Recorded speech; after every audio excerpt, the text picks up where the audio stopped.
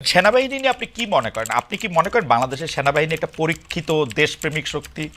জামায়াত ইসলামের আমির বলেছেন দেশে পরীক্ষিত দেশপ্রেমিক শক্তি দুটা, একটা হচ্ছে সেনাবাহিনী, আরেকটা হচ্ছে জামায়াত।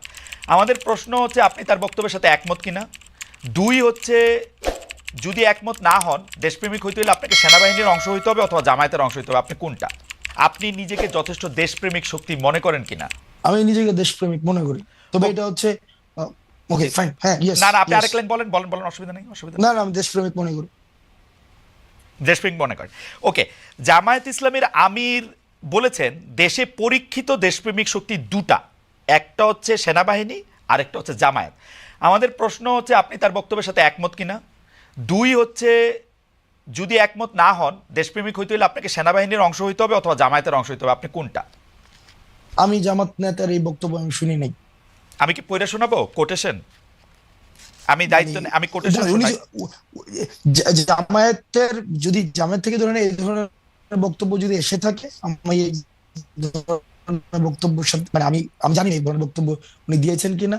আর যদি দিয়েও থাকেন তাহলে এটা নিয়ে আলোচনা, আমার জায়গা থেকে আমি আলোচনার জন্য এই বাইনারি পজিশন আমি যেতে চাই না যে ওই পলিটিক্যাল পার্টি সাবস্ক্রিপশন করলে আমি দেশপ্রেমিক। ওইটা হচ্ছে এক ধরনের একটা জিনিস, একটা প্যারোকিয়াল, একটা হচ্ছে আইডিয়া যে আমি এই আইডিওলজি থাকলেই হচ্ছে আমি দেশপ্রেমিক, আর ওই আইডিওলজি হলে দেশপ্রেমিক না।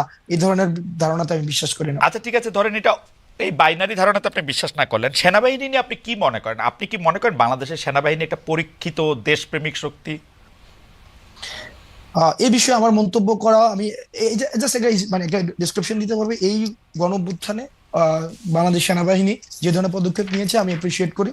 আবার কিছু কিছু জায়গায় অনেক ধরনের বক্তব্য এসেছে, বিবৃতি এসেছে, সেগুলো মনে হয় যে ওই সেগুলো নিয়ে হচ্ছে হয়তো সমালোচনা হতে পারে এক্সিট টেক্সিট দেওয়ার ক্ষেত্রে। তবে সেনাবাহিনীর যে ভূমিকা রেখেছে তারা 5ই আগস্টের পূর্বে, তারা মানে অন্য কোনো ডিসিশন নিতেও পারতো, দেশের পরিস্থিতি অন্যদিকে যেতেও পারতো। তো তারা সেই জায়গায় যে তৎক্ষণকার সময় যে ভূমিকাটি রেখেছে সেটির জন্য আমি সাধুবাদ জানাতে চাই। তবে আহ সেনাবাহিনীর সার্বিক বিষয় যে এটা লিটমাস টেস্ট তো খালেদ ভাই নাই।